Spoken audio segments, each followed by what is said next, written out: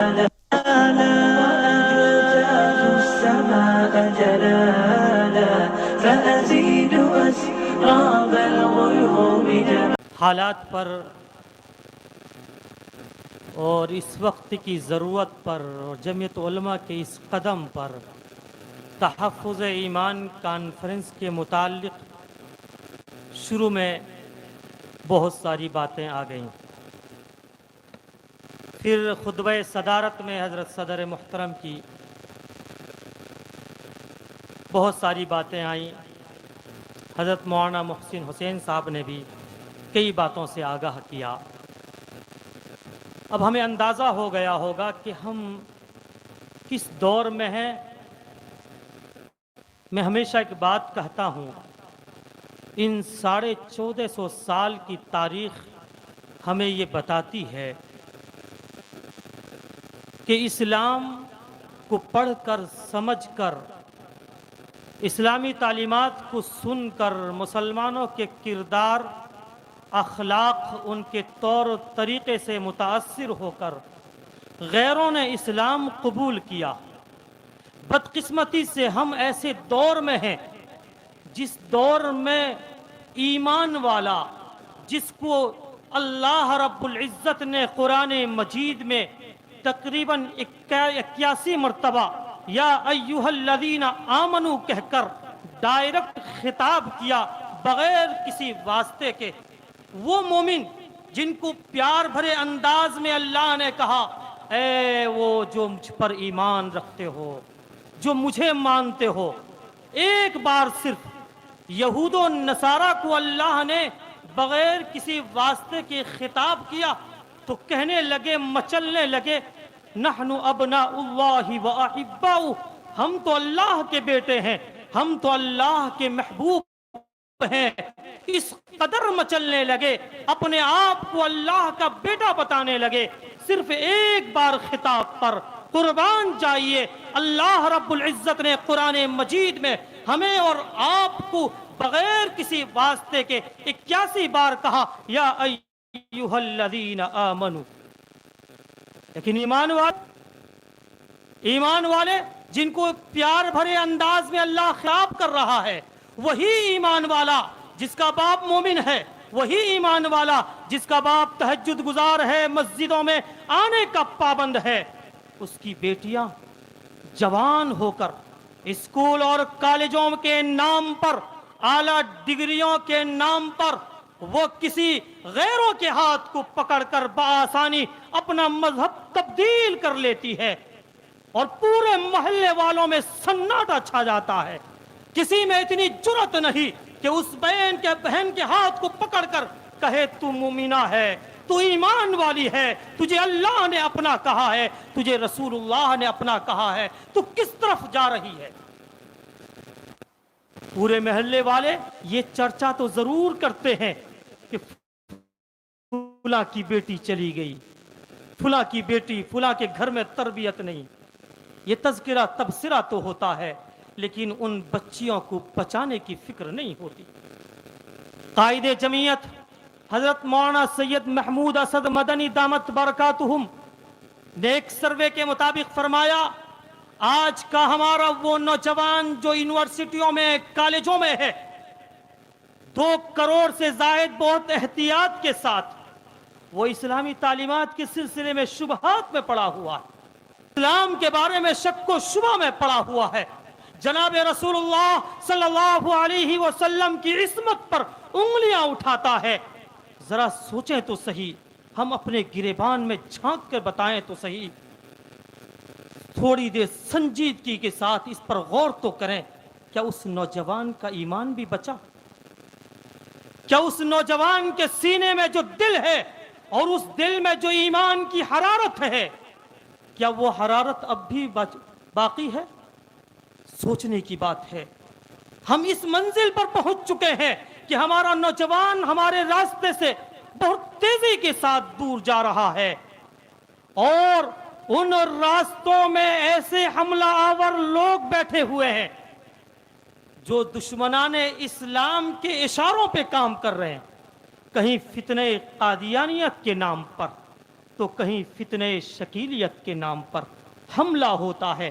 ان نوجوانوں کے ہاتھوں میں انگریزی میں لٹریچر دے کر انہیں بآسانی اپنی طرف کھینچ لیا جاتا ہے اور وہ نوجوان اپنے علماء سے بدزن ہو جاتا ہے. اس میں دو باتیں میں عرض کرنا چاہتا ہوں. پہلی بات، ہماری بھی کمزوری ہے. وہ جو مسجد کے ائمہ ہیں، آج ہماری اس مجلس کے خاص مدعوین میں سے ہیں، وہ علماء جو علاقے کے بااثر ہیں، وہ نوجوان جو اسکول اور کالجوں میں ان کے ہاتھ میں اس قسم کے لٹریچر ہوتے ہیں اور ان سے متاثر ہو کر وہ ہمت کر کے اپنے علاقے کے عالم کے پاس آتا ہے، اپنے مسجد کے امام کے پاس آتا ہے اور کہتا ہے میرا سوال یہ ہے، ہم ایسے جذباتی عالم ہیں کہ ہم فوراً اس پر فتویٰ لگاتے ہیں اور کہتے ہیں یہ بہک گیا.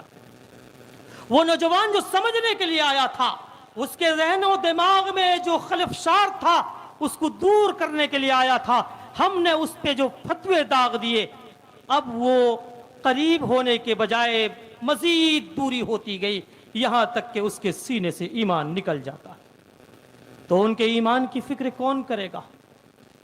اور وہ طبقہ جو پوری دنیا میں تعلیم کے نام پر راج کر رہا ہے، اس نے ہمارے گاؤں میں، محلوں میں، قریوں میں، شہروں میں اپنے اسکول قائم کیے اور ان اسکولوں میں ایسا نظام بنایا کہ ان کے پاس وقت ہی نہ بچے دینی تعلیم یا علماء کی صحبت، یہ وقت ہی نہ ملے. چنانچہ صبح 6 بجے وہ ماں جو کبھی دن 9 بجے اٹھتی تھی، آج اپنے بچے کی پڑھائی کی خاطر وہ صبح 5 بجے سے تیار ہو جاتی ہے. بچے کو تیار کر کے باہر سڑکوں پہ آ کر گاڑی کا انتظار کرتی ہے اور جب تک گاڑی میں بٹھا نہ لے وہ واپس نہیں جاتی. بچہ آتا ہے 12 بجے، 1 بجے، پھر آرام کا وقت ہے، پھر ٹھیک 4 بجے ٹیوشن کا وقت ہے، مغرب کے بعد ٹیوشن کا وقت ہے. اب دینی تعلیم کے لیے وقت ہی نہیں.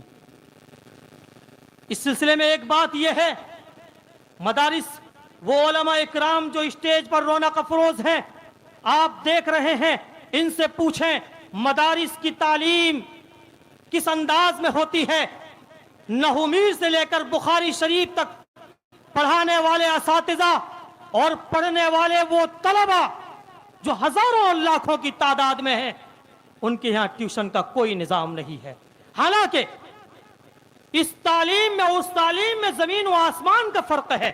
ایک مسئلہ آ گیا کہ نبیذ تمر سے وضو جائز ہے کہ ناجائز، حدیث ہے، اس پر راوی ہے، اس پر بحث ہے، پھر کس امام کا کیا مسلک ہے، یہ تمام بحثیں اساتذہ کرام اپنے طلبہ کے سامنے پیش کرتے ہیں اور طلبہ بآسانی ان باتوں کو کیچ کرتے ہیں اور پھر ان باتوں کو مغرب کے بعد، عشاء کے بعد اپنے ساتھیوں میں نقل کر دیتے ہیں.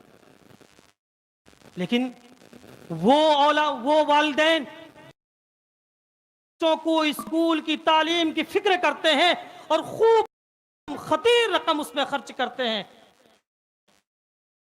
کیا کبھی انہوں نے زور کیوں ہے کہ ہمیں اپنے اولاد کو ٹیوشن کی ضرورت پڑ رہی ہے؟ نہیں پوچھا، پوچھنے کی جرات بھی نہیں. کیوں؟ اس لیے کہ وہ نکال دیں گے، وہاں تو تعلیم ہی نہیں ہے. اب یہ جو تعلیم کے اوقات انہوں نے باندھ دیے، اب ان بچوں کو دینی تعلیم سے محروم کر دیا. قربان جائیے اکابرین جمعیت پر اور خاص طور سے قائد جمعیت حضرت مولانا سید محمود اسد مدنی دامت برکاتہم کہ انہوں نے اس فکر کو اجاگر کیا اور ایک ایسی ٹیم تیار کی اور ایک نظام تیار کیا. اور وہ ٹیم بنگلور کی ایک بڑی علماء کرام کی بڑی ٹیم تیار ہوئی اور اس تنظیم کے سربراہ صدر باوقار حضرت مولانا مفتی ابو القاسم نعمانی صاحب دامت برکاتہم محتمم دارالعلوم دیوبند کو سپرد کیا گیا اور اس کے جنرل سیکریٹری حضرت مولانا مفتی سلمان صاحب منصور پوری دامت برکاتہم کو سپرد کیا گیا. اور اس طرح سے یہ نظام چلایا کہ بنگلور والوں نے ایک نصاب تیار کیا اور امت سے مانگا. جمعیت علماء امت سے مانگتی ہے صرف 1 گھنٹہ اپنی اولاد کا دے دو. 23 گھنٹہ دنیاوی تعلیم میں لگاؤ, بناؤ اعلیٰ ڈگریاں دلاؤ, ڈاکٹر بناؤ, انجینئر بناؤ, لیکن جو دین سب سے اہم ہے, ضروری ہے, ایمان کو بنانا سب سے ضروری ہے, اس ایمان کی خاطر آپ سے 24 گھنٹے میں 1 گھنٹہ مانگا جاتا ہے. اپنی اولاد کا 1 گھنٹہ دیجئے. اس 1 گھنٹے میں جمعیت علماء کا دینی تعلیمی بورڈ کا یہ نظام اگر چل پڑے ہماری مسجدوں میں, اور یہاں سے انشاءاللہ یہ جو ہماری اولاد, یہ ہماری جو نئی نسل ہے, اس 1 گھنٹے میں ایمان اس طرح سے بن جائے گا, پھر وہی بڑا ہو کر وکیل بنے گا, جج بنے گا, ڈاکٹر بنے گا, انجینئر بنے گا. لیکن یاد رکھیں, ایمان بن گیا ہوگا تو ڈاکٹر بن کر ڈاکو نہیں بنے گا, وکیل بن کر جھوٹا نہیں بنے گا, جج بن کر فیصلے نہیں سنائے گا. ایمان بن گیا ہوگا, اب وہ انجینئر بن کر کسی کو دھوکہ نہیں دے گا, چونکہ ایمان بن چکا ہے. جمعیت علماء کی یہی کوشش ہے کہ محلہ محلہ تمام مسجدوں میں یہ نظام قائم ہو جائے, وہ ہماری نئی نسل آنے والی آنوں کا ان کا ایمان بن جائے, اور بہت زیادہ نہیں, صرف 5 سالہ کورس ہے. مکتب کا نظام ایسا ہوتا ہے کہ بسا اوقات 8-8 سال بچے پڑھتے ہیں اور قرآن بھی ختم نہیں ہوا, کچھ پتہ بھی نہیں چلا. لیکن جمعیت علماء کے اکابرین نے ایسا نظام تیار کیا ہے. بہرحال اس موضوع پر تفصیلاً گفتگو فرمائیں گے مہمان مکرم حضرت مولانا سید عاصم عبداللہ صاحب, بنگلور سے تشریف لائے ہیں. ہم ان کے شکر گزار ہیں, انہوں نے دور دراز کے سفر طے کر کے ہمارے یہاں تشریف لائے, اور ساتھ ہی میں ہم ان کو مدعو کرتے ہیں کہ وہ تشریف لائیں اور پروجیکٹ کے ذریعے وہ ہمیں اور آپ کو ایمان کیسے بنانا ہے, کیسے بچانا ہے, یہ فکر ہمیں اور آپ کو دینا چاہتے ہیں. اللہ رب العزت ہم سب کو ان باتوں پر عمل کی بھی توفیق عنایت فرمائے.